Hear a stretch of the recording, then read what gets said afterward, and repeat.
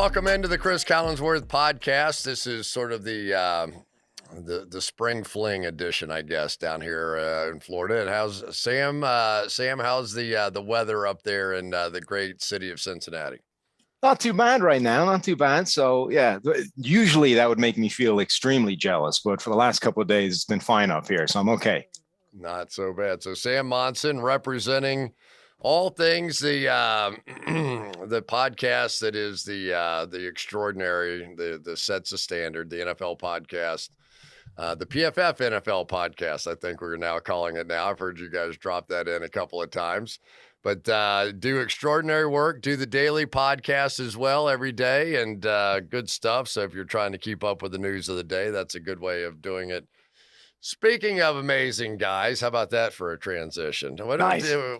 This is unbelievable. Have you ever seen anything in sports quite like the hustle of this offseason and all the quarterbacks being traded, all the big name players being traded, all the different things?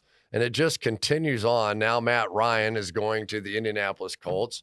And I looked at that and I go, damn, that's a perfect fit. I go, That's, it's a perfect fit. You got Frank Reich. You got a guy it's predominantly a running team, and you got a quarterback who knows how to get them in and out of the right plays. You got play action passes. You got this whole thing. They're working.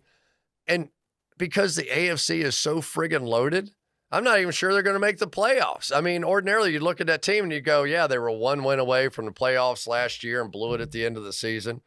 But, now with the AFC North is loaded. The AFC West is absolutely loaded. Now the South's got a couple of teams. Tennessee had the top record in football in the AFC a season ago. This is getting nuts. Yeah, and even if they make the playoffs, like you don't think they're contenders, right? Because they've got all these super teams that have just started forming this offseason.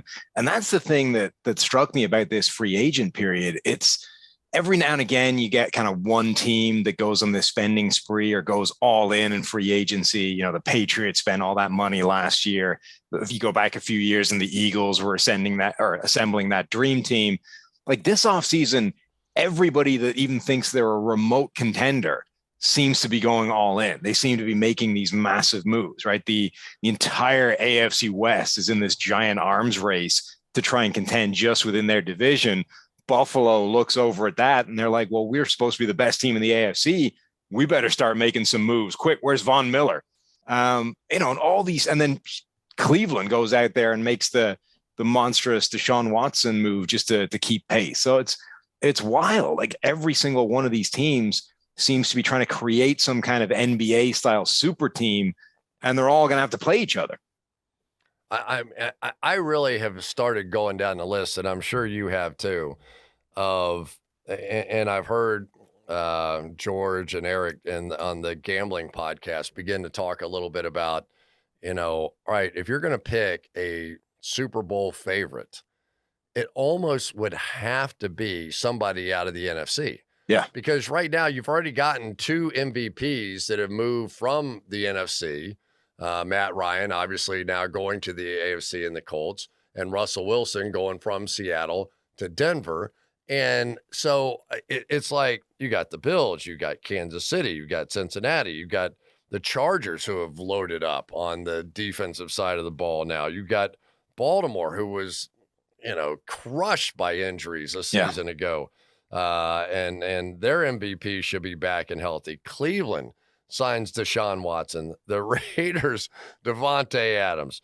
Denver, we talked about with Russell Wilson and all that they've done there. And Tennessee's the team that had the best record in the AFC last year. I mean, that's off the top of my head. And that's 1, 2, 3, 4, 5, 6, 7, 8, 9. I didn't even mention Pittsburgh, who, Pittsburgh's always in contention. Miami, I didn't talk about. Who else am I not talking about here? Houston, the Patriots, who made the playoffs a year ago. I mean, it's absolutely crazy. But if you're going to say who has the best chance of winning the Super Bowl, probably has to be Tampa or the Rams. Or who am I leaving out in the NFC? One of those teams that just has that established quarterback. And Dallas should be good. Dallas may have an edge just because they're not in that strong a division. So who knows? Yeah, I mean, you look at the AFC and half the conference is a contender at this point. They all have to play each other. The NFC, it's Tampa Bay, who got Tom Brady back, get everybody more or less back in the building. They lost a couple of pieces. They're going to have to tinker a bit. You've got the Rams, obviously the defending champions. Green Bay. But that's it, right? Then you've got Green Bay, lost Devontae Adams. Okay, they've still got Aaron Rodgers, so they're going to be good, but that's a lot of work they need to do all of a sudden. Dallas are just perennial underachievers, like until they show otherwise. So they'll be good, but are they really going to knock off Tampa Bay or the Rams on the way to a Super Bowl? Probably not. Arizona, if you look at it kind of just season by season, they've been getting better every year, but every one of these years ends badly, right? They go on a kind of losing streak and backed into the playoffs this time, end up kind of losing in pretty ugly fashion. So maybe they'll be good again, but none of these NFC teams are doing the same kind of loading up work that the AFC teams are. Yeah, if anything, like a team like San Francisco, obviously having to transition at quarterback. So the quarterback position, obviously, still front and center here. But a couple of things have happened here. Baker Mayfield basically got no love when obviously he was still very much in the market, and Marcus Mariota goes off the board before they try and do anything with Baker Mayfield. So that was interesting. Matt Ryan goes before he does. There's all of that is very interesting to me. We haven't seen the Carolina Panthers do anything yet at the quarterback position. Got Garoppolo, who apparently the Colts or somebody said something about they were concerned about that shoulder and weren't sure that he was going to be ready. So you got Baker Mayfield, Jimmy Garoppolo still potentially out there, Kenny Pickett and Malik Willis, the two draft picks likely to go in the first round. Your gut feeling, if you're sitting back as a GM of the Carolina Panthers, say, which one of those four would you rather have? If it was me, I think I would rather have Baker Mayfield, but I think he's the guy that they can't take a chance on. If you're Carolina and the last thing you did at quarterback was the Sam Darnold experiment, right? Let's pick up a guy that failed the first team he went to in the NFL, that 2018 draft class again. Let's pick him up. Let's say it's all down to the Jets being bad. Let's pick up his fifth-year option, and this team, he'll be a much better player. And he was the same guy, right? It didn't change anything. You can't run that experiment over again with Baker Mayfield. You just can't. You have to have a better alternative than that. And that might have to be one of those draft quarterbacks at this point, because again, I don't think he can make that gamble with Jimmy Garoppolo either. So you probably just have to, in this year that nobody really loves any of these draft quarterbacks, decide which guy you think is going to be him and draft him at number 6 overall. That is painful to think about, though, right? I mean, yeah, it really is. And unless, so I'm watching Malik Willis and Kenny Pickett. So I won't be too far off, I don't think, of your assessment of these guys. Malik Willis, this phenomenal talent, athlete, was at Auburn, couldn't beat out the quarterback there. But what's his name? Bo Mix, whatever it was. I should know it. I don't. I'm not a great college football guy. But he goes to Liberty and plays really well. But obviously against limited athletes on the defensive side where he's playing. So he dominates. Nobody can tackle him. He breaks more tackles than anybody, including running backs in college football a year ago. But not a polished passer. You know, he's going to make his plays sort of ad-libbing. You got Kenny Pickett, who had a big year, a big jump, you know, and what he was able to do, 40-something touchdown passes, a handful of interceptions, had by far his best season, clearly is comfortable in the pocket, moving around, buying time. He sort of looks like an NFL guy, right?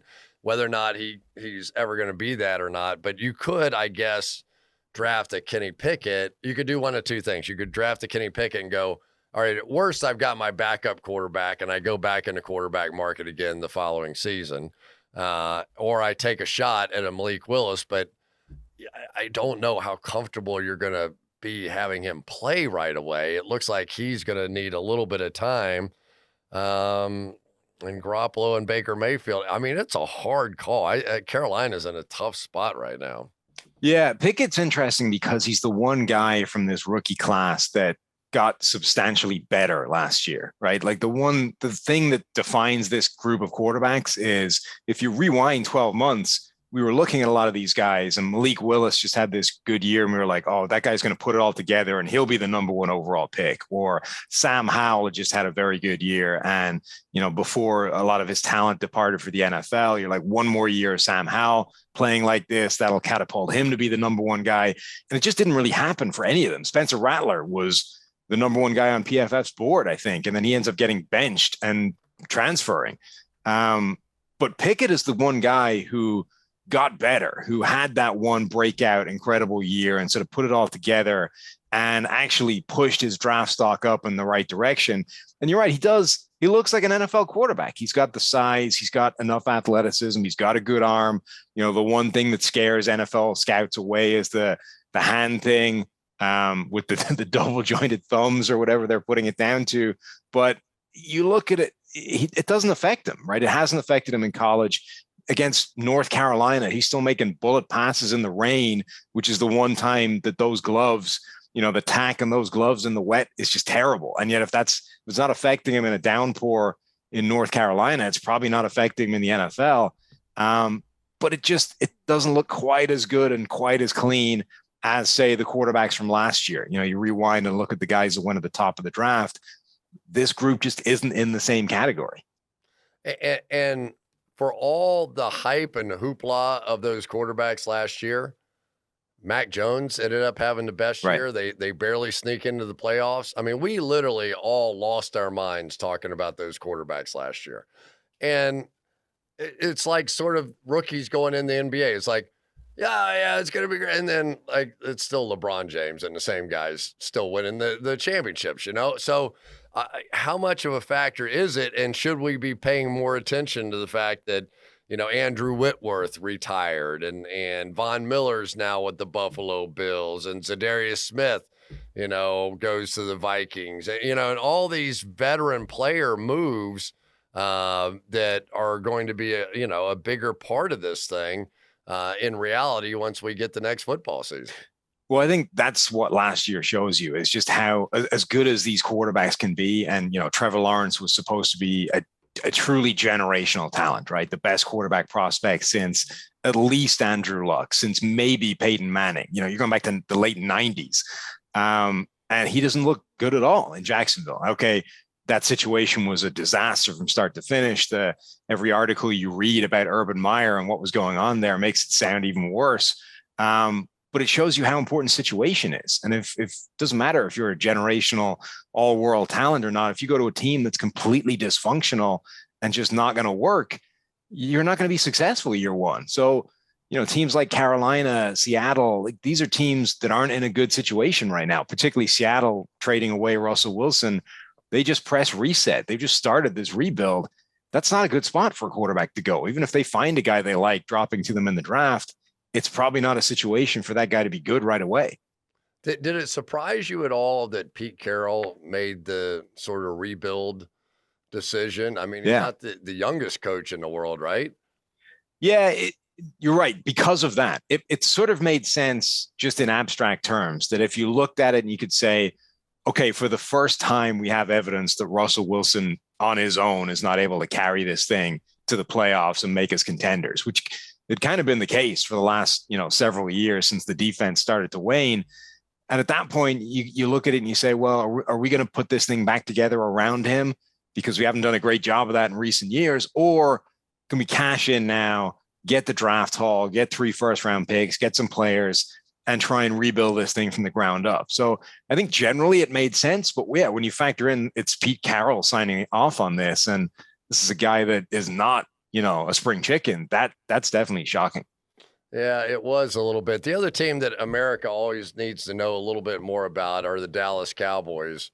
And this is an interesting bunch right now, too. So you lose Randy Gregory, who is probably your best on as far as getting after the quarterback, unless you want to go Lawrence on the outside with that as well. But that's ends up being a big loss for them. You end up losing your top wide receiver in Amari Cooper goes to Cleveland.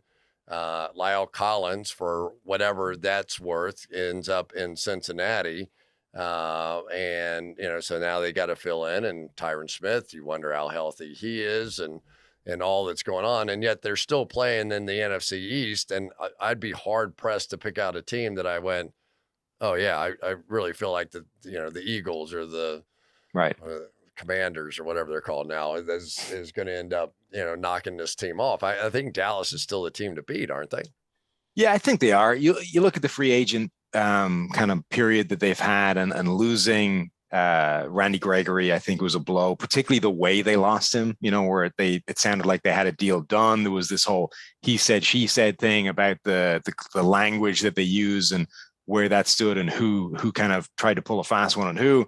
Doesn't matter, right? Randy Gregory ends up leaves, signs with Denver, and you don't have him anymore. So that's definitely a loss. But they've done a kind of decent job, I think, of like backfilling where the holes were going to appear. Like you trade away Amari Cooper, but you re-sign Michael Gallup. You replace Cedric Wilson with James Washington, who I think's got like an intriguing skill set when you mix him up with Dak Prescott on offense. You bring back players like Malik Hooker, like Jaron Kearse, I think is an important one. Leighton Vander Esch, I think, is worth a shot for a couple of million. They get a good break out of re-signing DeMarcus Lawrence to a deal, I think, that made a lot more sense. So it feels like they've kind of treaded water rather than gotten better or worse. But in the NFC, that's not a bad thing. If that was the AFC, you'd have lost like 5 steps to all the other contenders. So if I said to you, you got to go put your house on somebody in the AFC, and I'm going to let you split your house in half, and you okay, good. You can take 2, but it is a list of. I mean, let's start with the 2 that, or 3 or 4 or 5 if you want to. So let's put Buffalo and Kansas City over here, okay? Because I think that's where most people are going to say they're still the favorites. They're still the teams. Cincinnati fixed their one glaring weakness with their offensive line. They'll probably draft somebody there as well. The Chargers have been playing like they're sibling jealousy or something's going on with the Rams. They are literally going all in with this thing. With J.C. Jackson and Khalil Mack and all the different things that they've been able to do. Baltimore, we've talked about them and what they're going to do. Cleveland, yeah, Deshaun Watson is going to have to go through some suspension, I'm sure, to be able to do that, but that's a good-looking team. Denver with Russell Wilson, Tennessee, who else? I mean, seriously, is there somebody that sticks out to you? Baltimore would be the team that I think I would be putting the other half of the house on. Buffalo would be the first side, right? For the simple reason that their division is easier to get out of, right? Kansas City might be the best team in the AFC, but Kansas City now has to deal with a division that's got the Chargers, that's got the Raiders, that's got the Broncos. 6 of their games are against the other contenders for the AFC. So they just have a harder road than anybody else, or than certainly the Bills. The Bills, the division might be better with New England. It might be better with Miami. Everyone might be moving in the right direction, but it's not the AFC West. So that's where half my house would go. And then Baltimore, I think you have to give them credit for just the track record of how good they always are, regardless of what goes wrong. And you're right. Last season, they were down to Josh Johnson at quarterback at one point, right? Not just Lamar Jackson, but Tyler Huntley had gone down. Like they were losing everybody. And all of a sudden, they're going to get Lamar back. They're going to get an offensive line that's being put back together. The entire secondary is going to start getting back, and they're not going to have guys getting called up, on a Thursday and then told to go out and cover Devontae Adams on a Sunday. So given the track record that they've got, and John Harbaugh being one of the best coaches in the NFL, I think you'd back Baltimore to come out of that division that should see Pittsburgh take a step back. That, if Cleveland has to deal with a lengthy suspension for Deshaun Watson, that might be enough to take them out of the running. And then, the Cincinnati thing, I think they've definitely done a great job of attacking their one area of weakness. But I think everyone also kind of knows that they overachieved a bit last year. So where is their true level, even with an improved offensive line? One thing I always tend to talk about is that when teams get better on defense, it tends to get overlooked, right? It's way easier for all of us to focus on quarterbacks and receivers, and every fantasy player knows, all those names and all that goes with it. But when you start looking around at what the Chargers did on the defensive side of the ball, they're going to have a little bit of like a San Francisco feel to them on those edges now with Bosa and Mack. You got J.C. Jackson, you got Derwin James on the back end of this thing. And we know what's possible at the quarterback position and elsewhere with Justin Herbert and the way that he played a season ago. Rashawn Slater came over as the shut down left tackle, if you will, for this football team. It just feels like this should be the team to beat, and yet you're not sure if they're going to finish first or fourth in that division. Right. And I think that the Chargers and the Bengals are both doing the same thing, right? Which is you recognize that you have a superstar quarterback and you now have this window before you have to pay him the second contract. You've got this couple of years where you get to throw money at Khalil Mack and J.C. Jackson and Sebastian Joseph Day and whoever else it is to try and build this roster that's better than other teams because you got the rookie quarterback on the cheap deal. Whereas, as much as Patrick Mahomes' deal is team friendly, quote unquote, he's still bringing in a giant sum of money every year that those guys aren't. So I think the Bengals and the Chargers are both doing the smart thing and using the window that they have to try and throw as much resources at everything else as they can. And, I think one thing that people overlook with Khalil Mack is how much that guy is going to improve the run defense, right? Like everyone's focusing on the pass rush and him and Bosa, but they were getting gashed in the run game all season long. And Khalil Mack has been the best run defending edge defender since he came into the NFL and still is. So they still need some help inside. And I think they'll probably still attack that in the draft, but Khalil Mack will move the needle for them in stopping the run as well as rushing the passer. It does crack me up, though, that as much as we're talking about it, the Bengals were within a whisper of being world champions last year. Yeah. 2nd and 1, and they don't convert that. 3 straight plays they can't convert 2nd and 1. And then you go, Tom Brady is back, and if it were this time a year ago, you'd go, clearly the favorite to win the Super Bowl, especially coming out of the NFC.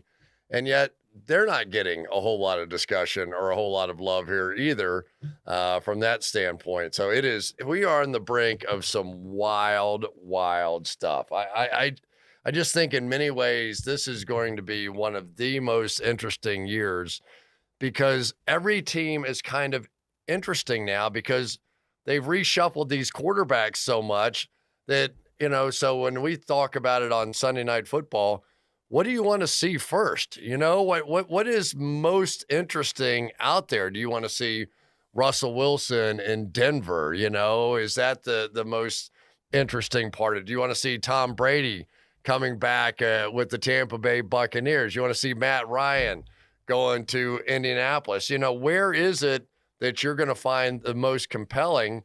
And I think the answer is yes. You want to see them all. I want to see all these games. So maybe DirecTV is the big winner out of this year. Doesn't it also have this kind of vintage feel to it where, if you go back pre-salary cap and pre-free agency and franchise tag and all this kind of stuff, and you kind of look at those teams in the 90s or the late 80s and you sort of like, why did they not win these amazing rosters? Why didn't they win more Super Bowls? And it was because they all kept running into each other, like in the final 2 or 3 games of the season. The 49ers would keep running into these Dallas teams that were every bit as ridiculous as they were because you could assemble those teams, right? You could have Joe Montana and Steve Young on the same roster because there was no salary cap causing you problems and forcing you to ship them off every couple of years. And now all of a sudden it looks like the same thing is happening where these, 5, 6, 7, 8 super teams are just assembling all the talent, but they're going to have to go through each other. And the Tom Brady and Bill Belichick dynasty, like we're just not going to see that repeated because you can't win all of those games past all these amazing teams. Yeah, I really think the Rams have fundamentally changed football. because they did go all in. They did take that big shot.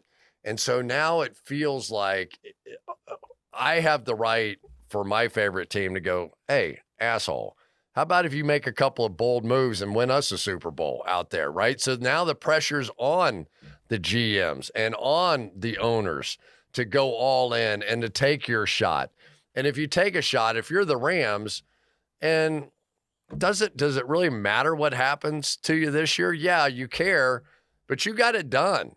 Philadelphia a few years ago, they got it done. They finally won a Super Bowl and were able to pull that thing off. And I just think that there is more pressure today for these guys to make these bold moves than there's ever been, and maybe less value on draft picks than what there's been in the last 2 or 3 decades. That, we talked about the quarterbacks a year ago and the lack of impact that those guys really had. And it's these veteran players and these veteran quarterbacks. And I've had some really interesting discussions with some owners, GM types, and that about, have we really reached that dollar figure of value for quarterbacks yet? And I know our guys at PFF have spent a good bit of time looking at this. And I've asked some of them, and I was like, okay, what if, name a team, the Carolina Panthers had offered Aaron Rodgers $75 million?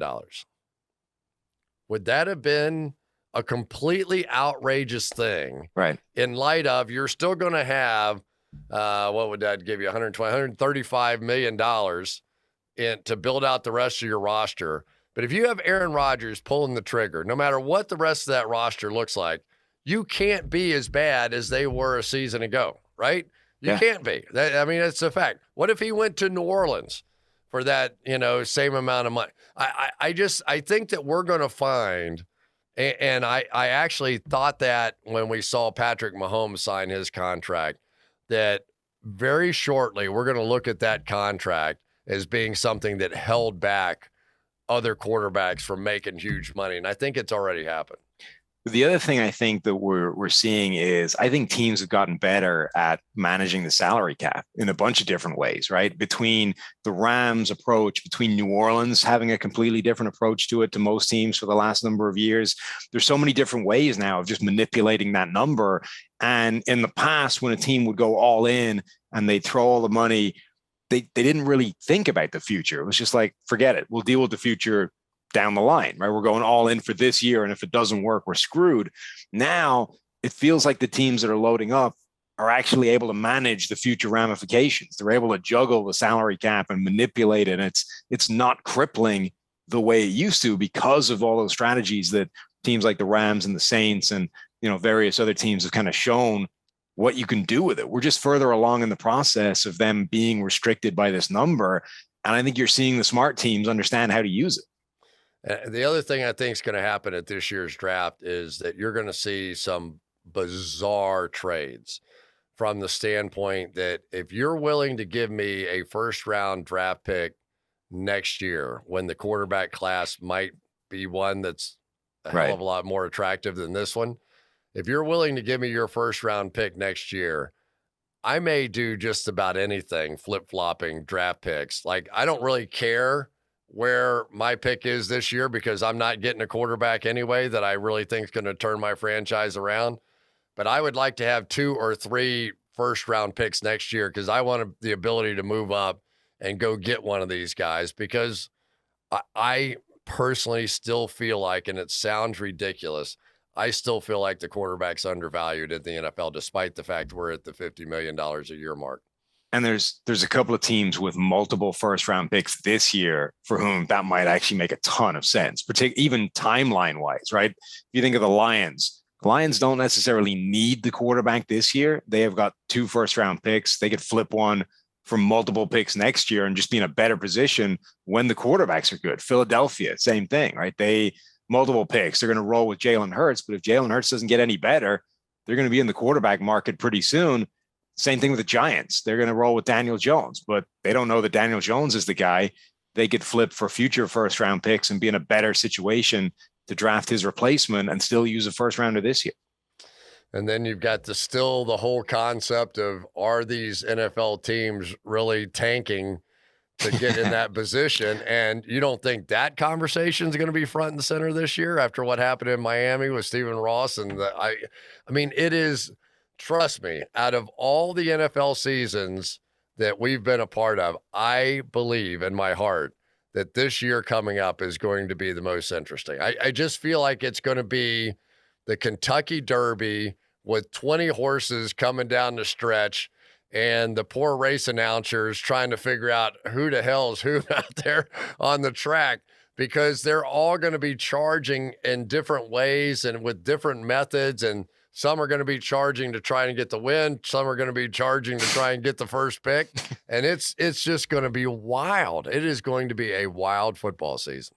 It's crazy. I mean, this offseason has been nuts so far, and we haven't even got anywhere near the draft yet. We still have a month before that breaks, and that's usually when the biggest stories happen anyway. One of the big stars at PFF, Sam Monson. Sam, thank you very much for I steal all you guys during the off season, but I do enjoy catching up and picking your brains a little bit. And you can listen in with the daily podcast and with Steve Palazzolo on the NFL podcast. These guys do a big job with a big audience, and there's a reason for it. They're great at what they do. So thanks, Sam. Anytime.